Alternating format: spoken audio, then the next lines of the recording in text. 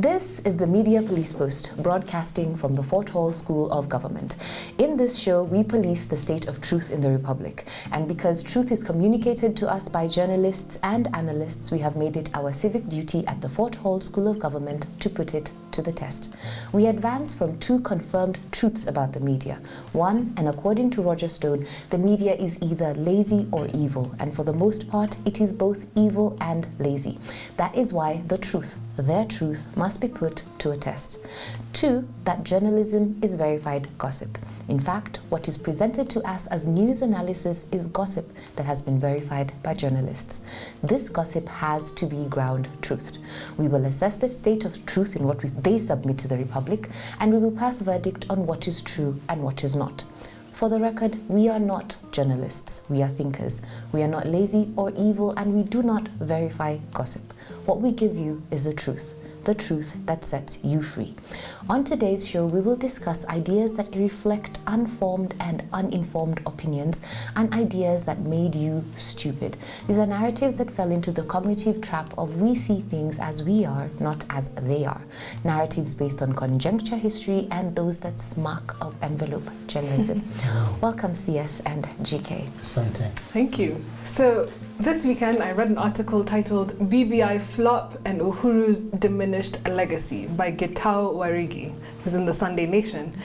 Now, it's easy for many to arrive at this conclusion, given that the old school style of politics has been eclipsed by the dramatic behavior of some quarters, contributing to the appearance of dysfunction of this government.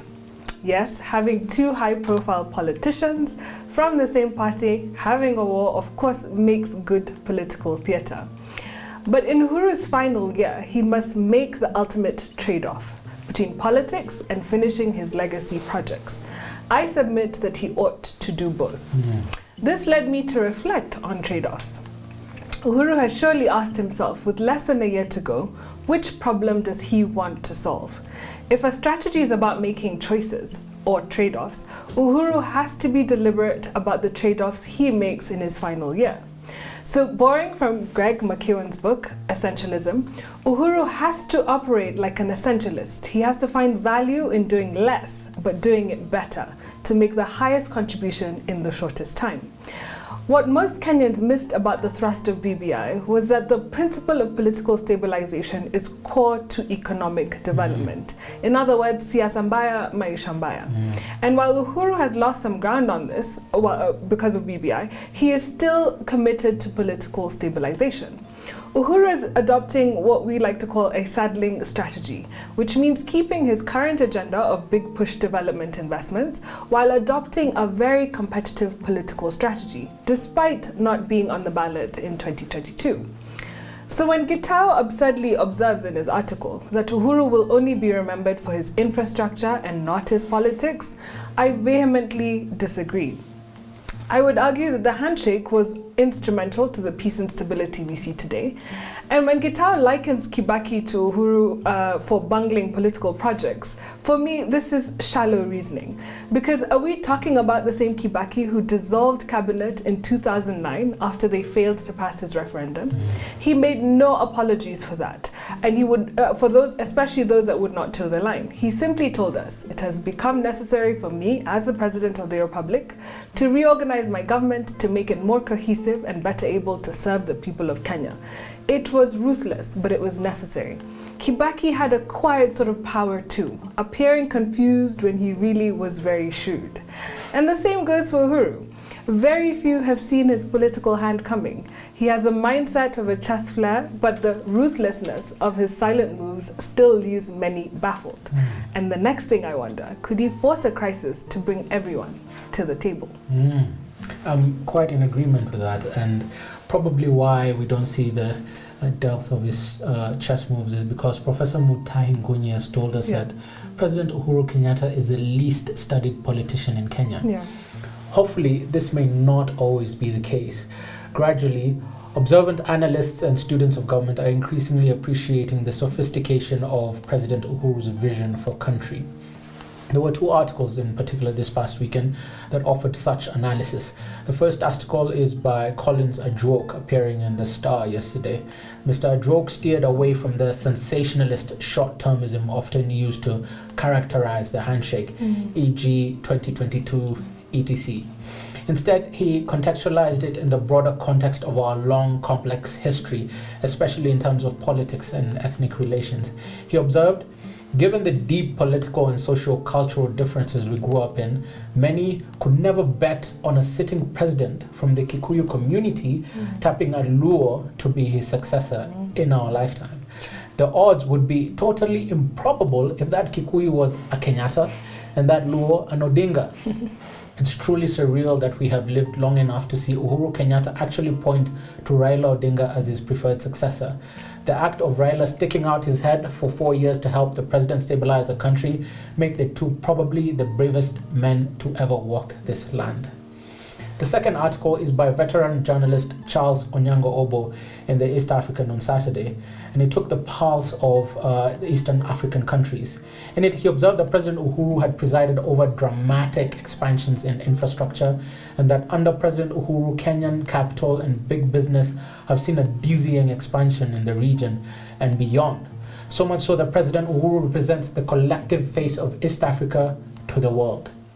Mr. Obo also observed that we are seeing Kenya become a more advanced economy.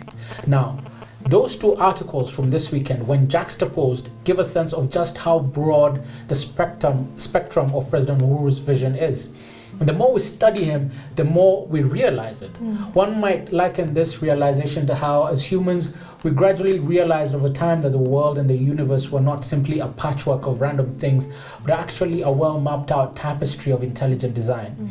In similar fashion, considering how far ahead the president has seen and how elaborate his vision is, it may take years for historians and political economists to fully unpack the positive impact of his presidency. Reflecting on this, and consequently on why most people fail to recognize a prophet in his own home, would like to offer that part of the problem probably arises from models of thinking. Whereas most politicians and journalists are confined to binary thinking, President Uhuru, however, functions in the sphere of full spectrum thinking. But what exactly is binary thinking as compared to spectrum thinking? Binary thinking sees things as either or, good, bad, black, white, and leaves little room for the array of nuances and complexities that characterize societies. It often results in the oversimplification of complex ideas and a failure to understand the complexities of human culture. Politicians with binary thinking will often manipulate audiences with false dichotomies, forcing people to think about things simplistically in terms of either or. For example, you will hear William Ruto say that the problem with Kenya is not ethnicity, it is unemployment, as if both are not issues that need to be addressed. He will argue that if you focus on national cohesion and uniting communities, then you cannot focus on Big Four, as if both are not important. And that's the trade-off that GK was talking about, that Uhuru needs to make in his final year. Yeah. Increasingly, one may even wonder whether his Ruto's manifesto will only have one line or one item, since he struggles to understand how President Uhuru can juggle multiple things. Full spectrum thinking, on the other hand, goes beyond simplistic binary choices, as it considers multiple options, alternatives, and a wide array of possibilities. It requires a multi-dimensional command of issues. The more one understands this, the more one can begin to sympathize with most journalists, because President Uhuru's vision for Kenya is so broad that you can't reduce it into a sensationalist headline. It is so much easier to write about Ruto's binary type of thinking because it is already simplified for them. Wow, I do like that. It's a very interesting analogy, and I would like to be seen as a full spectrum thinker, yes, and not a binary one. Thinker.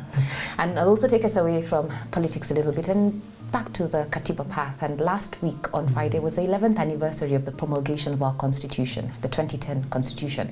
And the Chief Justice, Lady Justice Martha Koome, wrote a piece in the Standard to commemorate the occasion. In her view, and I quote, the first decade of implementation of the Constitution involved what she called norm and institutional alignment. And the second decade, the one that we are embarking on, should be about ensuring that the vision of the Constitution becomes a reality for all Kenyans and living up to to the ideals embodied in the Constitution.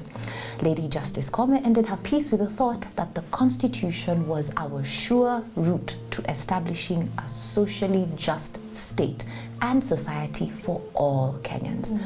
Her conclusion made me think about constitutions and the purpose a constitution serves. What is a constitution, and what is the purpose of a constitution? Can the end result of implementing a constitution, only a constitution, be a socially just state and society? And is the constitution our highest aspiration and goal as a people? I ask these questions because I think that we as a people, and the judiciary in particular, are romanticizing the Constitution. We are confusing the medium for the message. We are binding ourselves to the letter of the 2010 Constitution as opposed to the spirit of the document. We are idolizing the Constitution with a sense of religious reverence and adoration to the point of rendering it useless to our ever-changing context as a people. This is true.